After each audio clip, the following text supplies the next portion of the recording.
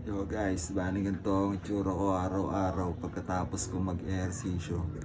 Ayan, talagang napapahiga ako dito sa aking mini gym.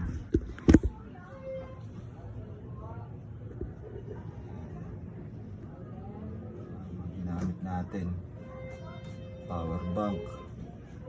Gamit yan pang sound trip.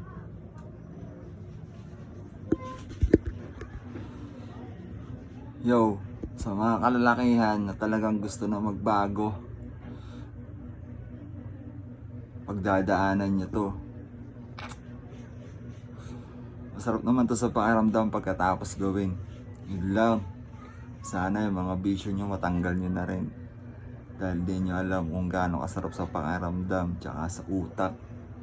Dito yung tama oh. Sa sentido.